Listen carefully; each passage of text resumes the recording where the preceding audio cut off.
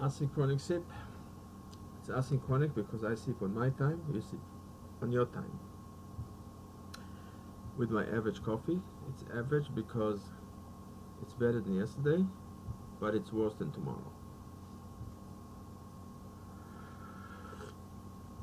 So, happy Hanukkah, Merry Christmas, Happy New Year. So, a quick one for answering Scott Adams. That a quick video.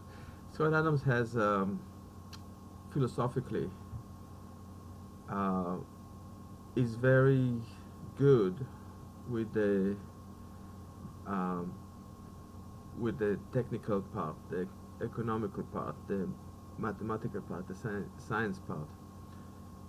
However, it's kind of like ignoring the spiritual part many times. So, um, so I'm gonna do every once in a while a video about that, like I did about marriage and other stuff. Um, so, uh, I want to talk about the belief in God, right?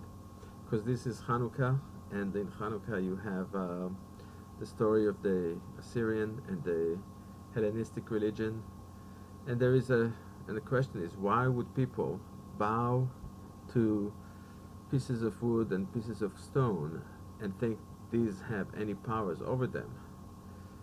Um, However, I mean, we see it today when people believe in stuff that they can see it's not real, but I'm not going to get into that.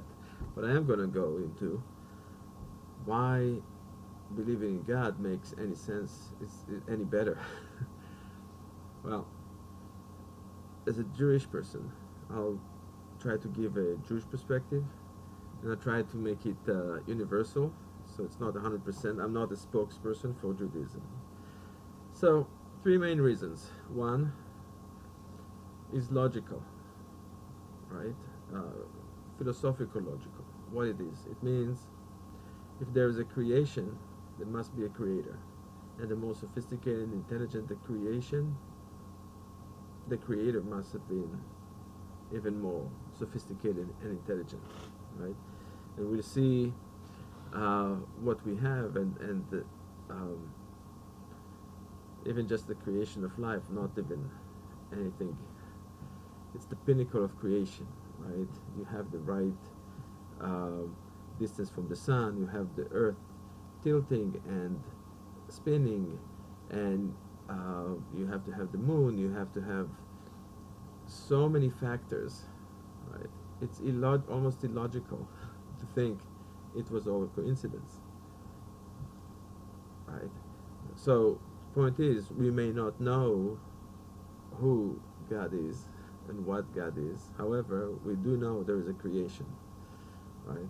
So, probably God is outside of that creation, right? So, does it make sense to believe in something you can't smell, you can't touch, you can't hear, right? You can't see? Well, gravity comes to mind, right? You can't smell it, you can't touch it, you can't smell it, you can't taste it, you can't see it. However, you see the effects of it, and I dare you to go against it. You can jump, but you're gonna drop down. You can fly, but you're gonna land. You can go into space to escape gravity. However, your chances of surviving in the long run are dropping faster than you dropping to the ground from jumping. Jumping is much safer than going to space. So you have to come back one day. Or have your own gravity, right? Create a space station that has gravity also, right? So um, we can see it, and we can. I mean, we cannot see it, but we can see the effect of it. So just like the creation, right? We can see the tree. We don't need to dig every tree to the ground to see there's roots. If it's a living tree, there must be roots, and even if you don't see them. So that's that's reason number one, right? It's logical. You know the equation about what's the chances of having an Earth-like planet somewhere, right? It's close to, the number is so big, it's hardly even thinkable to have anything like that. Even if it's, the universe is, let's say, unlimited, infinite, whatever you want to call it, it's still close. The number is very close, which means it could be there's only one us. So that's logical. The second thing is moral, right? When you do stuff that is universal, that is a universal standard, right? It makes your actions not only logically moral, also universal moral. What do I mean? The Ten Commandments is a very good example. It says, do not murder, do not steal, right? I can logically understand why it doesn't make sense to live in a society where people get murdered and stuff gets stolen all the time. Socialism. And a society that is respecting people's property and people, freedom. Capitalism is makes a little bit more sense. Everybody's trying to get to America. I don't see too many people trying to flee to Venezuela or Cuba or Russia or China. I mean, some people go, if they have a business opportunity, if they can make money. But people that have nothing, they want to come here. They don't want to go to China. So it is morally a good thing. So I don't only murder because it's illogical and bad for society.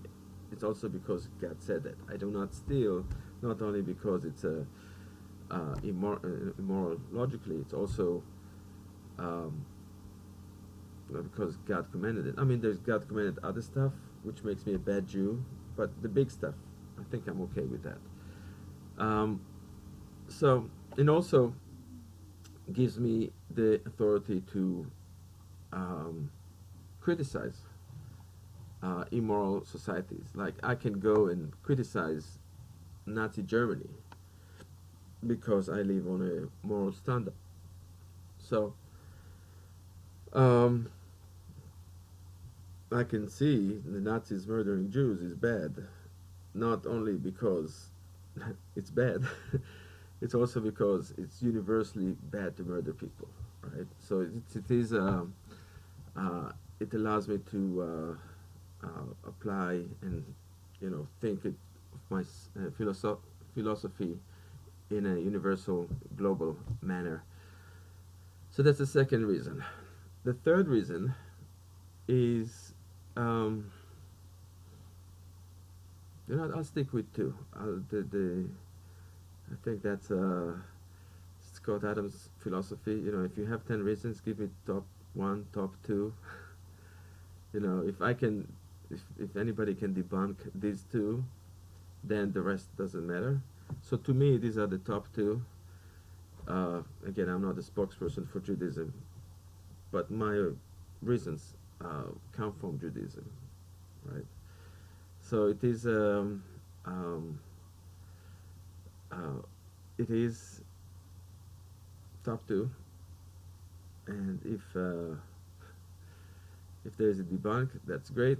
If not, even if there is a debunk or not, it doesn't matter. I'm gonna stick with my coffee. Delicious, average coffee. Sip at your own time.